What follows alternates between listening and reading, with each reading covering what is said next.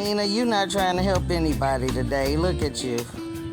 Oh, just basking in the sun.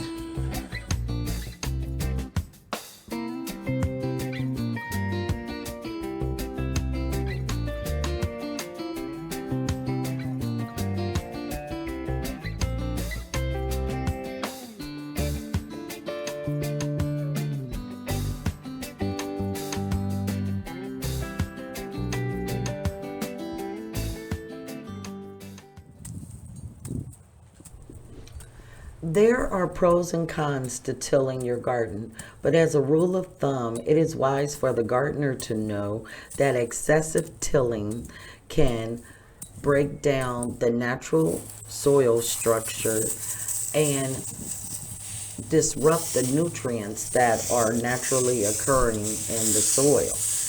So at the end of each growing season, I pile on leaves and wood chips on my garden beds, and the soil underneath, it breaks down over the winter, making it rich with nutrients for the next growing season.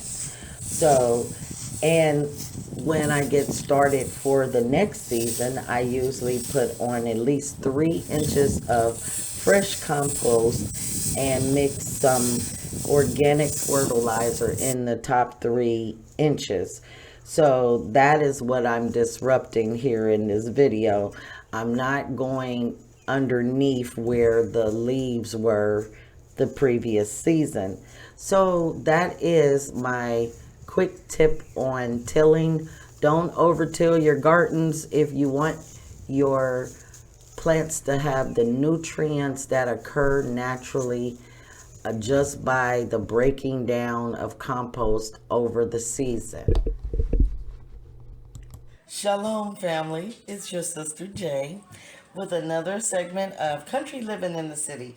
Today, I'm starting my Utah celery, uh, and I wanted to demonstrate how to start the seeds.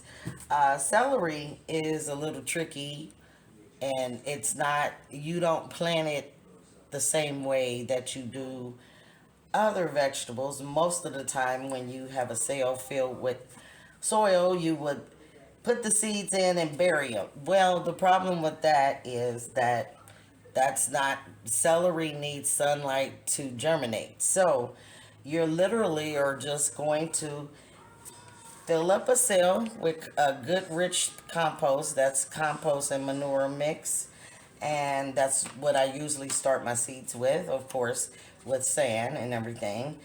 Um, and the seeds are very small. So, one thing about celery seeds, these are they're biennial plants. So, you would leave them over the winter and let them come to flower to get the seed on the second year.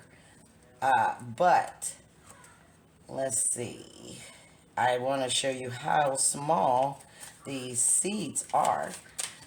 And they're very, oh my goodness, they're very little. So what I'm going to try to do, just to show you how to, you see how tiny those seeds are?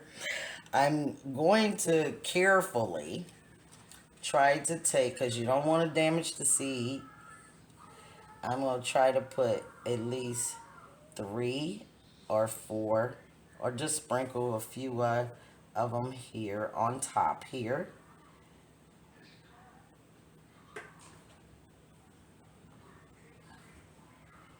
A lot of times you could just tap. So I have a few on top. Oops, too many there. But I have them on there, and I put the rest of them back in there. I'll tap the next time. And then, because you want them on top, if you can see, they're on top there, those seeds. I'm going to try to spread them out a little bit. Okay. And then,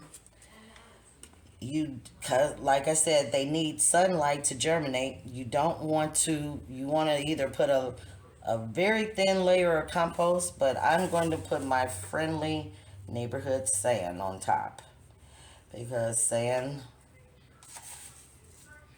keeps it from, it gives it aeration and stuff, and it's right on top of the compost and stuff, so it's going to have the nutrients it needs to grow.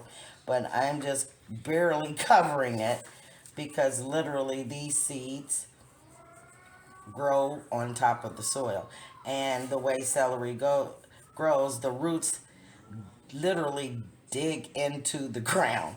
So you have to start them on top because if you bury them, they will not grow. So then you water. So that's my quick lesson for today. I'm going to put a little bit more sand just to make.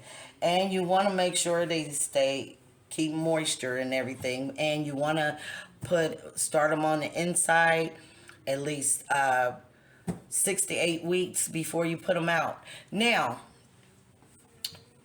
be patient with celery. Celery takes almost 18 to 20 days to germinate, and make sure you have it in a lot of sun.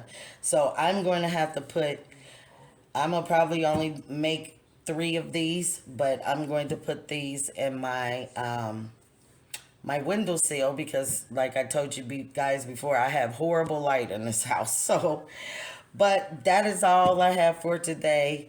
Take care of each other and take care of yourself, eating foods from the Most High. Until next time, shalom.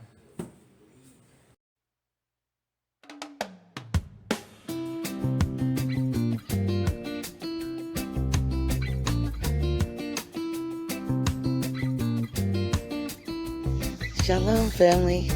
Just wanted to do a quick update on my sunflowers. Look at this monstrous sunflower. Well, it's been big for a minute here, but it's starting to stand up taller, and that head will be coming in